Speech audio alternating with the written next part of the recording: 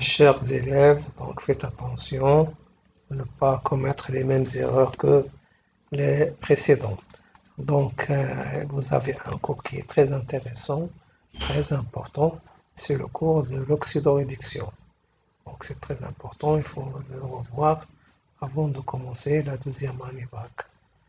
Donc, pour cela, il faut bien réviser ce cours.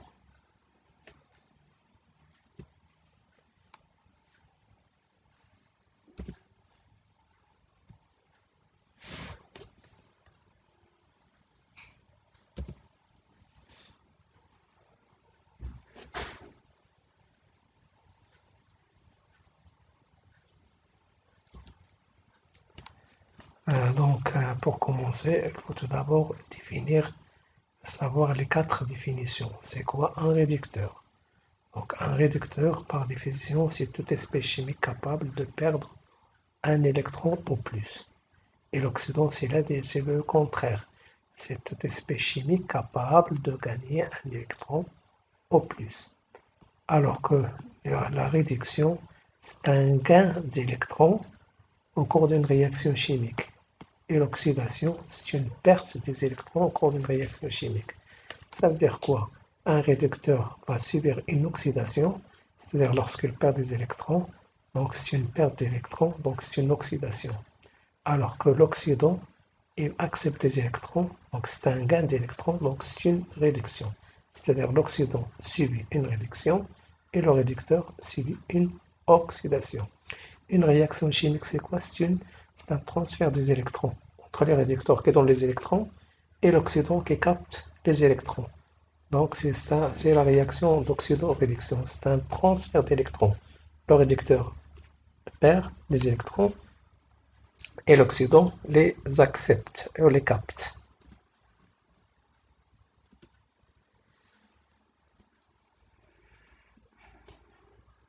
Donc on a déjà défini ça, on a défini les quatre définitions qu'il faut bien savoir et les connaître par cœur. Donc on donne des exemples. Donc par exemple ici, on a un ion Fe3+, c'est-à-dire le l'ion ferrique. Pour passer de l'ion Fe3+ à Fe2+, donc on appelle ça une réduction. Une réduction ou une demi-équation électronique. Ça veut dire quoi? C'est un oxydant qui capte un électron pour donner Fe2+. Donc, mais il faut savoir comment équilibrer ça. Il faut l'équilibrer du point de vue atomique, puis du point de vue charge. Donc, on a un atome de Fr, un atome de fer. Mais les charges qui se trouvent en haut, on a 3 charges positives et 2 charges positives. Donc, il faut ajouter un électron. C'est-à-dire que c'est comme on a 3 positifs moins un électron pour donner 2. Donc, 3 moins 1, c'est 2. Donc, les symboles qui se trouvent en haut sont des charges. 3 charges positives, une charge négative, 2 charges positives. Donc on appelle ça une demi-équation électronique. C'est l'oxydant qui capte pour donner le réducteur. Donc c'est une réduction.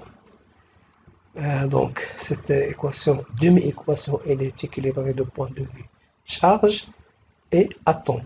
Atome c'est le fer et la charge se trouve en haut. 3 plus, moins 2 plus. Mais il y a aussi des demi-équations qui sont un peu difficiles à équilibrer. Pourquoi? Parce que tout simplement, il y a plusieurs atomes. On dit qu'ils sont monoatomiques. Par exemple, on a un couple MnO4- sur Mn2+. Tout se trouve que tout ce qui se trouve en haut, c'est un oxydant. Et tout ce qui se trouve en bas, c'est un réducteur. Donc, oxydant en haut, slash un réducteur. Donc, l'oxydant dans le réducteur.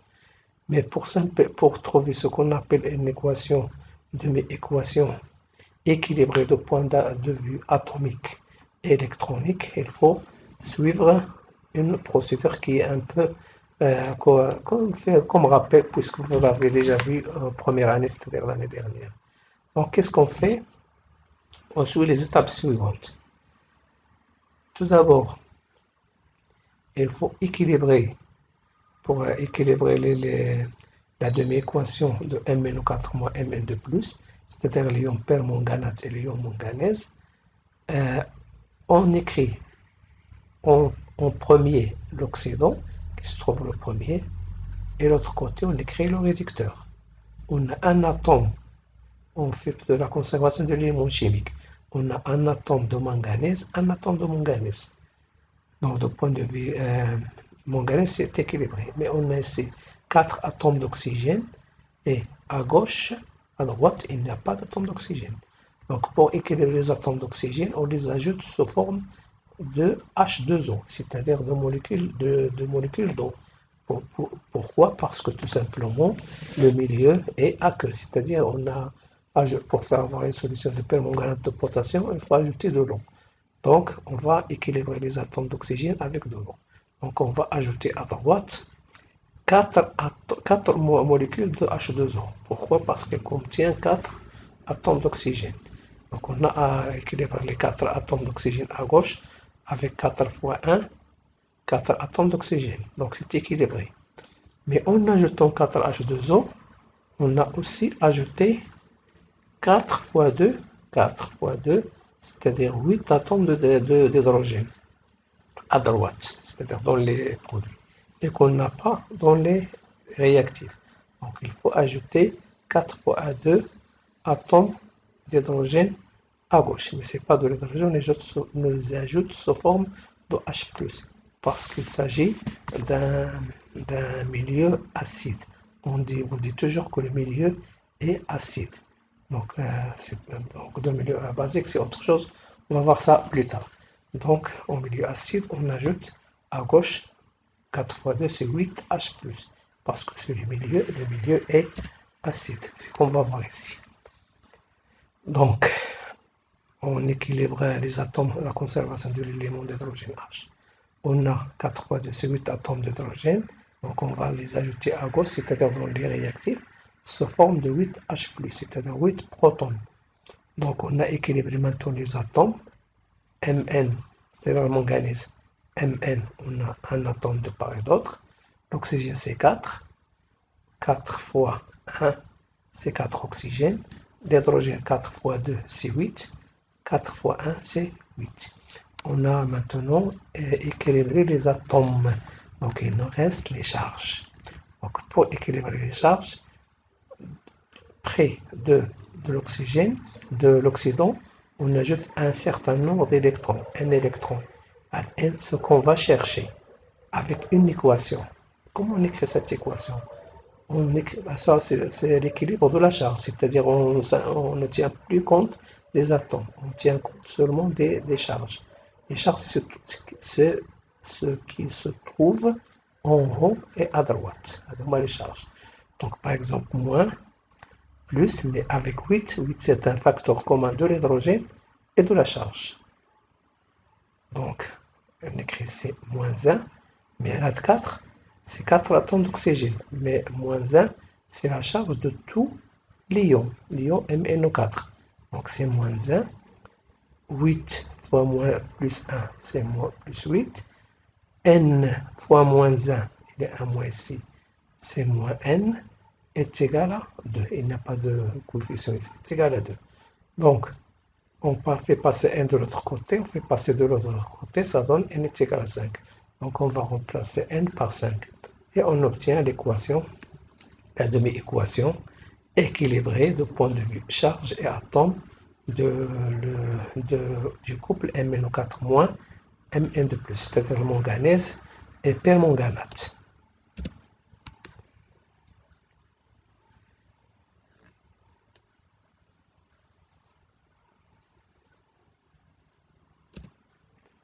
Donc, ici, en général, c'est le schéma d'une réaction d'oxydoréduction, en générateur, un réductant, ça donne un oxydant plus un nombre des électrons. Donc, lorsqu'on passe du réductant à l'oxydant, On appelle ça oxydation. Donc l'oxydation, c'est lorsqu'on passe de l'eau réducteur à l'oxydant. Donc on dit que le réducteur est oxydé.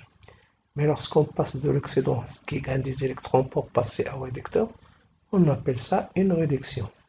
Pour passer de l'oxydant au réducteur, on appelle ça une réduction. On dit que l'oxydant a été réduit pour obtenir le réducteur. Donc, l'oxydation, c'est un gain d'électrons, parce que pour passer de... c'est une perte, c'est une perte pardon, c'est une perte parce que le réducteur, pour passer à l'oxydant, il donne des électrons. Donc c'est une perte des électrons. Alors que pour passer de l'oxydant au réducteur, c'est une réduction. Donc réduction, c'est un gain d'électrons. C'est-à-dire l'oxydant gagne des électrons pour passer de l'oxydant au réducteur.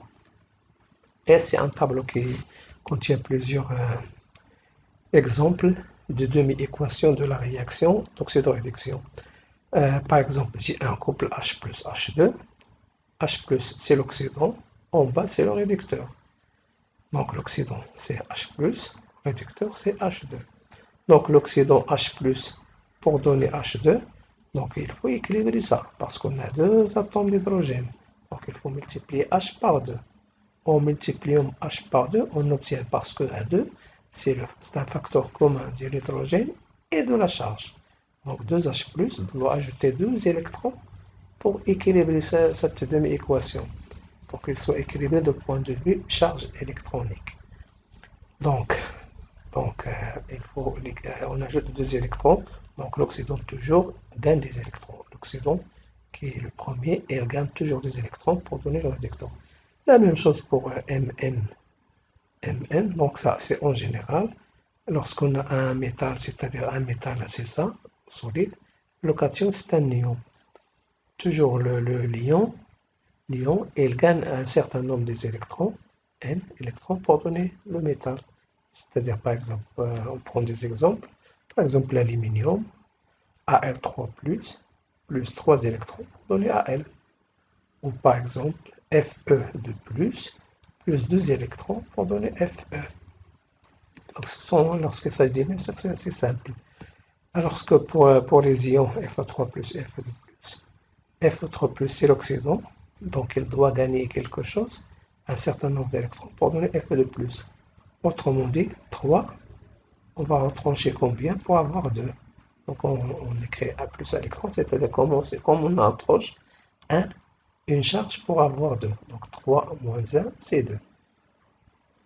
De même pour l'iode et 2, pour avoir et moins. Pour avoir et moins, donc on a et 2 atomes d'iode, et si on a un seul atome, donc on doit multiplier par 2. On multiplie par 2. En multipliant par 2, donc on a 2 charges, parce que c'est un facteur commun de l'atome et de la charge qui est en haut. Donc 2 charges négatives. Donc on doit ajouter 2 électrons pour I2 pour avoir 2 et moins. Parce qu'on a 2 charges négatives, donc on doit ajouter 2 charges négatives. Et ainsi de suite, de la même façon, on équilibre les équations chimiques.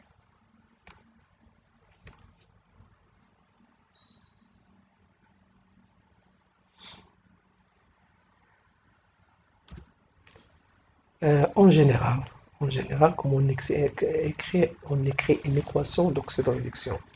Une équation d'oxydoréduction se fait entre deux couples toujours. C'est comme les acides et les bases. On a le premier couple, OX1, RED1, oxydant, réducteur 1. Et l'oxydant 2, réducteur 2. Donc pour écrire les demi-équations de la réaction, c'est pas comme les acides et les bases. On ajoute seulement OX1 avec RED2 pour donner RED1 plus OX2. C'est-à-dire l'oxydant avec le réducteur pour donner le réducteur plus l'oxydant. C'est pas la même chose. Donc pour l'oxydoréduction, il faut tout d'abord écrire la demi-équation de la réaction, équilibrer les charges, parce qu'on a ici N1 électrons, on a ici N2 électrons. Donc en permettant les charges N2, on va multiplier tout ça avec N2 et tout ça avec N1. Et on fait la somme. La somme des N1 fois N2 plus OX2 fois N1 pour les réactifs. Et pour les produits, c'est N2 fois OX1 plus Na fois RED2. NaN2, l'électron va se simplifier à droite et à gauche et on obtient l'équation globale. Par exemple, pour les deux exemples précédents, on a Fe3 plus Fe2 plus MnO4 moins Me, c'est-à-dire les ions ferriques ferreux, les ions permanganate et les ions manganèse. Donc on a le premier couple, Fe3 plus 1, et le deuxième couple. Donc on prend par exemple Fe de plus, c'est quoi? C'est un réducteur. Donc il va réagir avec un oxydant. Donc Fe de plus va donner FO3 plus et on ajoute un électron ici. Pour MnO4-, Fe de plus c'est un réactif. Donc on va écrire de la part des réactifs MnO4-, parce que le réducteur doit réagir avec l'oxydant. On écrit l'oxydant en premier. MnO4-, ça donne Mn de plus. C'est l'équation, c'est la demi-équation qu'on a écrite tout à l'heure, on l'a déjà équilibrée. Donc pour faire la somme, on permet 5, on va la multiplier par tout ça, et 1, on va multiplier par tout ça. Et ensuite, on va ajouter de part et d'autre les réactifs avec les réactifs, et les produits avec les produits. Et on obtient l'équation globale que vous voyez ici.